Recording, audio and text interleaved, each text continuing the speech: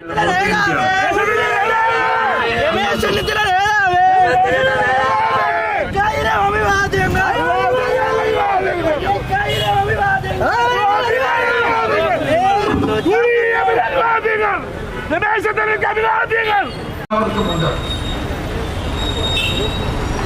കുറേ നാളുകളായി ഭരണഘടനയെ അട്ടിമറിക്കാനും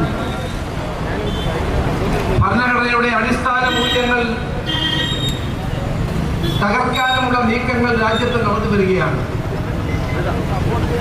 സുപ്രീം കോടതിയുടെ ഭരണഘടനാ ബെഞ്ച് തന്നെ പറഞ്ഞിട്ടുണ്ട്, the basic structure of the Indian Constitution cannot be altered. ഭരണഘടനയുടെ അടിസ്ഥാന ഘടകങ്ങൾ അല്ലെങ്കിൽ മൂല്യങ്ങൾ അല്ലെങ്കിൽ അതിന്റെ അടിസ്ഥാന സ്ട്രക്ചർ ആർക്കും മാറ്റാൻ കഴിയില്ല എന്ന ഭരണഘടനാ ബെഞ്ചിന്റെ സുപ്രീം കോടതിയുടെ ഭരണഘടനാ ബെഞ്ച് തന്നെ വിലയിരുത്തി പറഞ്ഞിട്ടുള്ള കാര്യമാണ്. അങ്ങനെ രാജ്യത്തിന്റെ അടിസ്ഥാനപരമായ ഭരണഘടനയുടെ അടിസ്ഥാനപരമായ സ്ട്രക്ചർ മാറ്റാൻ കഴിയില്ല എന്ന സാഹചര്യം നിലനിൽക്കുമ്പോഴും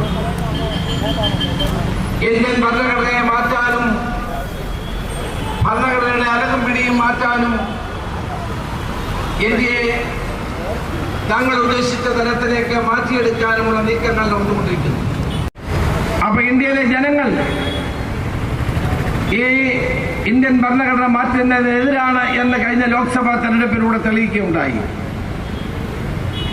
അതുകൊണ്ട് മാത്രമാകുന്നില്ല, ഇന്ന് സുപ്രധാനമായൊരു വിധി ഇന്ത്യയുടെ സുപ്രീം കോടതി പുറപ്പെടുവിച്ചിട്ടുണ്ട്.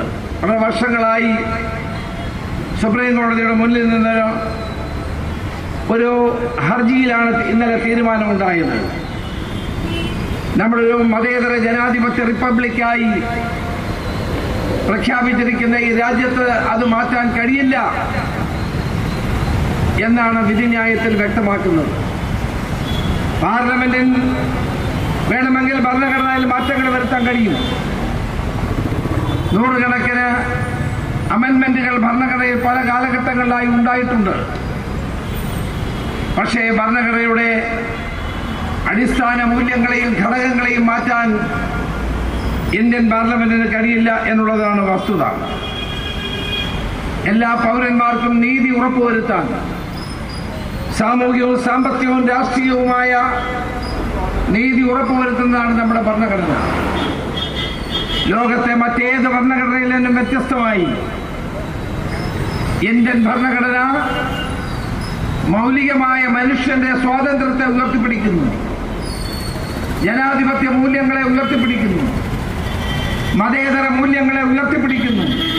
ഇന്ദിരാഗാന്ധിയാണ് തന്റെ ഭരണകാലത്ത് മതേതരത്വം എന്ന വാക്ക് ഇന്ത്യൻ ഭരണഘടനയിലെ പ്രിയാമ്പിളിൽ ഇന്ത്യൻ ഭരണഘടനയുടെ ആമുഖത്തിൽ എഴുതി ചേർത്തത്. അങ്ങനെ രാജ്യം ഒരു മതേതര ജനാധിപത്യ റിപ്പബ്ലിക്കായി നിലനിർത്തണമെന്നുള്ള ആഗ്രഹമാണ് രാജ്യത്തെ ജനങ്ങൾക്ക് മൊത്തമുള്ളത്. മൂല്യങ്ങൾ ആക്രമിക്കപ്പെടുന്നു. സാധാരണക്കാരുടെ ജീവിതം കൂടുതൽ ദുസ്സഹമാകുന്നു. അസമത്വം രൂക്ഷമാകുന്നു. ഈ പശ്ചാത്തലത്തിലാണ് രാജ്യം ഇന്ന് ഭരണഘടനാ സംരക്ഷണ ദിനം ആഘോഷിക്കുന്നത്. ഭരണഘടനയുടെ അടിസ്ഥാന ശിലകളായ മതേതരത്വം, അഖണ്ഡതയും ബഹുസ്വരതയും വൈവിധ്യവും സംരക്ഷിക്കാൻ കക്ഷിയുടെ പരിശ്രമം നടത്തുമെന്ന് ഉറപ്പു നൽകുന്നു. ജാതി, മത, വർഗ, ലിംഗ